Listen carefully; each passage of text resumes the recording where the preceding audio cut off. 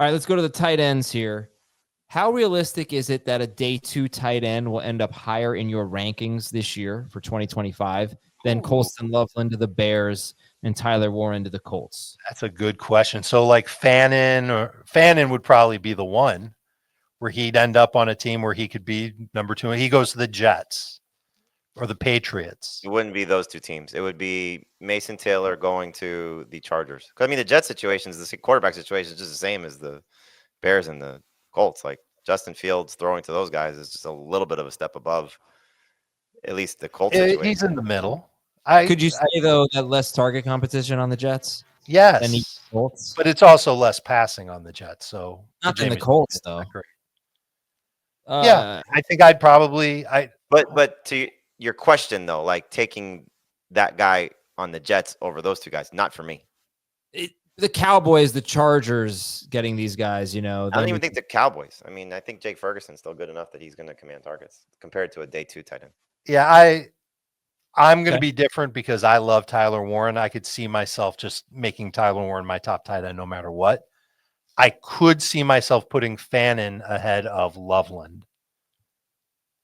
I don't love the idea of it, but I could see it happening. I wouldn't do it for Dynasty, but there are places where these tight ends could go where, thrust right into decent playing time. Sure. Yeah, no one's moving Loveland from the top spot for me. Houston's interesting. Houston has the second pick of day 2. The Browns have 2 picks in the top 4. We don't want to see that. Titans, Raiders, no. Patriots. You said no to the Patriots. Is that because they still have Hunter Henry and they still have Hooper, right? They used him a lot. But so that you don't want the Patriots you don't think that'd be a good spot for like a Harold Fannin or a Arroyo or somebody like that, Jamie? I don't disagree. I think, again, it's more long-term than short-term, but to move those guys from the top spots, no. I don't think those move the needle. I think it's Chargers, for sure.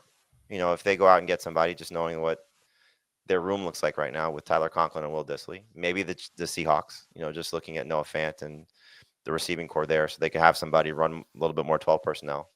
Trying to think any other teams. Rams? Maybe. I mean, Tyler Higbee was actually really good when he came back week 16 on in the playoffs. Like, he had scored 3 touchdowns. He had 3 games with 10 PPR points or more. I was actually pretty surprised. I know he's 32, but again, long-term, yes. But short-term, to move those guys, no. Like, for me, it's really just, it's got to be a Fannin, a Taylor, someone that's got a chance to be a playmaking tight end, a receiving option right away, and take the starter off the field or immediately be the starter right away. All right, you're doing a dynasty draft. Pick a tight end, Loveland or Warren? Warren. Loveland. Are you drafting that tight end ahead of Travis Hunter or Tedoroa McMillan? No.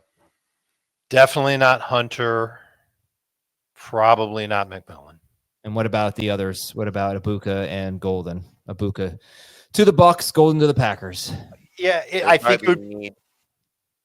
What's that? It would probably be need for my team. So if I need a tight end desperately, then easily. If my receiving core is good, then probably. If I'm looking at just best player available, I probably still lean receiver. I think I'll take Warren over those receivers in a best player available situation.